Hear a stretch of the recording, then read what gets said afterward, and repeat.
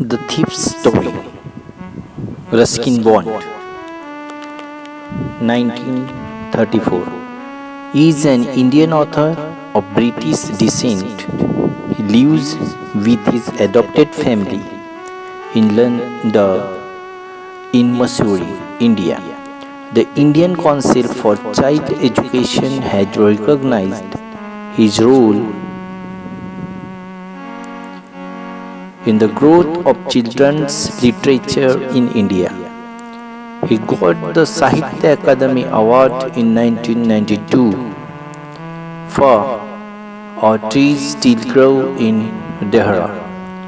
For his published work in English, he was awarded the Padma Shri in 1999 and Padma Bhushan in 2014. Now guys, let's go to see the chapter, The Thief's Story. I was still a thief when I met Anil and thought only 50.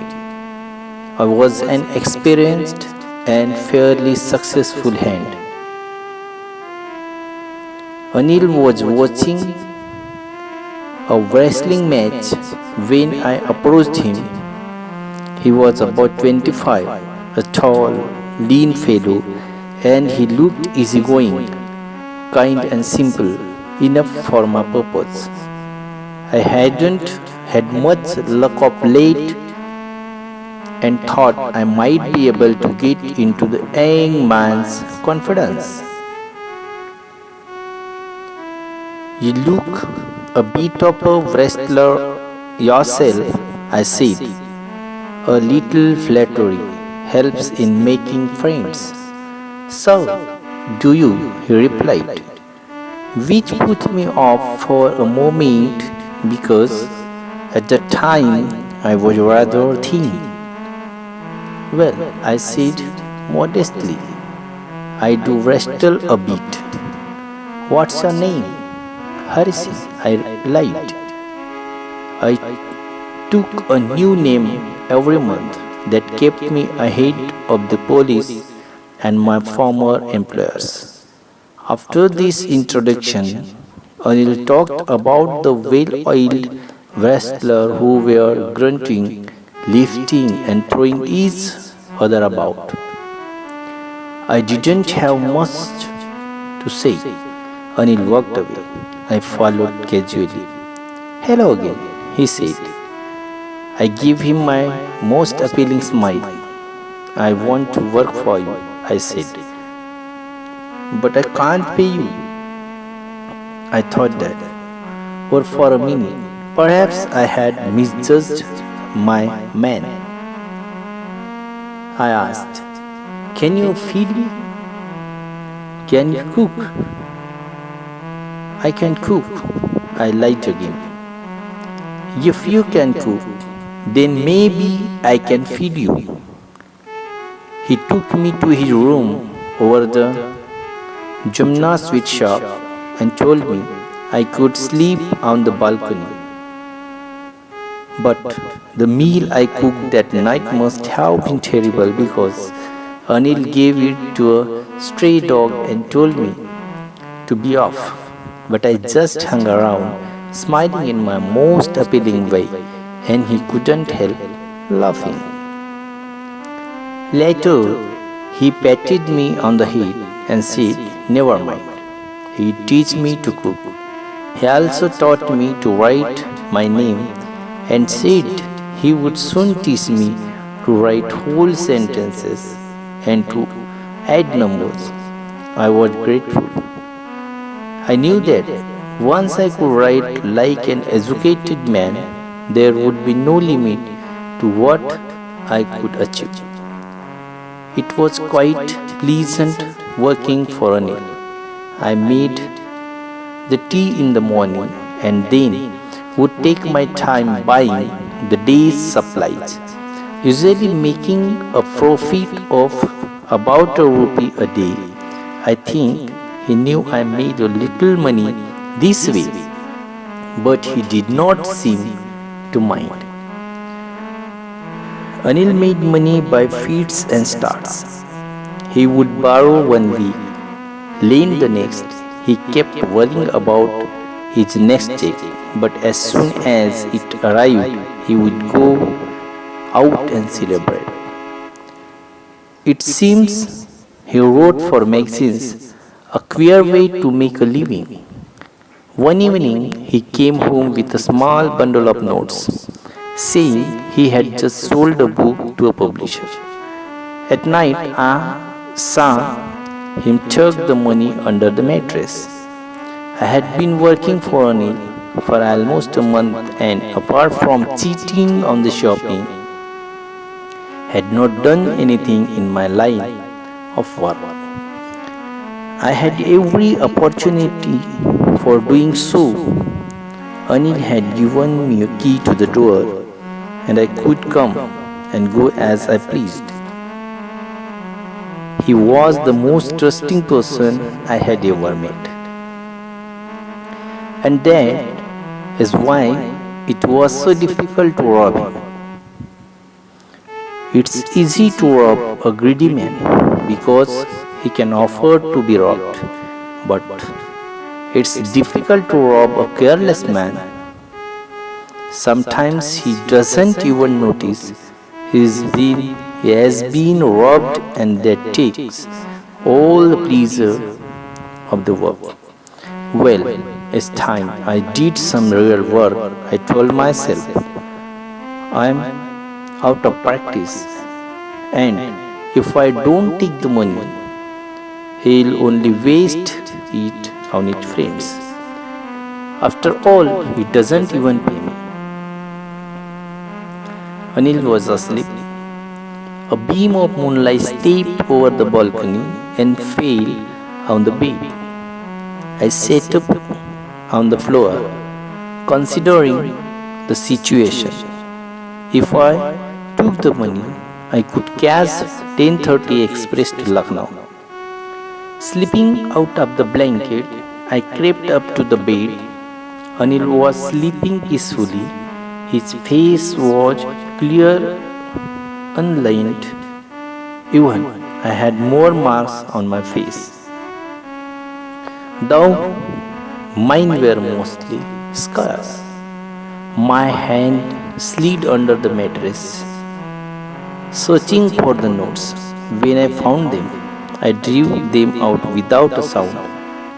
Anil sighed in his sleep and turned on his side towards me. I was startled and quickly crawled out of the room.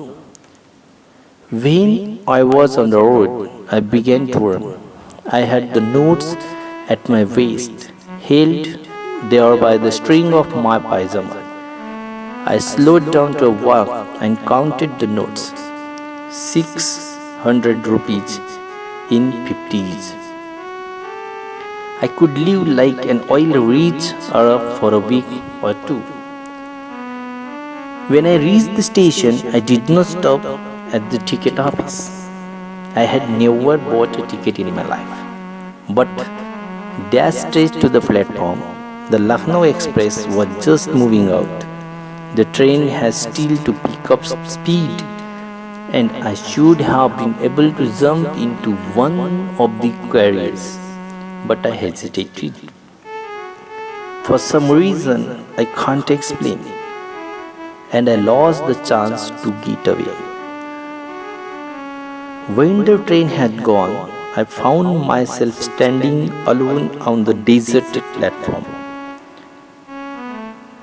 I had no idea where to spend the night. I had no friends, believing that friends were more trouble than hell, and I did not want to make anyone curious by staying at one of the small hotels near the station. The only person I knew really well was the man I had robbed. Leaving the station, I walked slowly through the bazaar. In my short career as a thief, I had made a study of men's faces when they had lost their goods. The greedy man showed fear. The rich man showed anger, the poor man showed acceptance, but I knew that Anil's face, when he discovered the theft, would show only a touch of sadness, not for the loss of money, but for the loss of trust. I found myself in the Maidan and sat down on a bench. The night was chilly. It was early November and a light drizzle added to my discomfort. Soon it was raining quite heavily. My shirt and pajamas stuck to my skin and a cold wind blew the rain across my face. I went back to the bazaar and sat down in the shelter of the clock tower. The clock showed midnight. I felt for the notes. They were damp for the rain. Anil's money. In the morning, he would probably have given me 2 or 3 rupees to go to the cinema, but now I had it all. I couldn't cook his meal, or run to the bazaar, or learn to write whole sentences anymore. I had forgotten about them in the excitement of the theft. Whole sentences, I knew, could one day bring me more than a few hundred rupees. It was a simple matter to steal, and sometimes just as simple to be caught, but to be a really big man, a clever and respected man, was something else.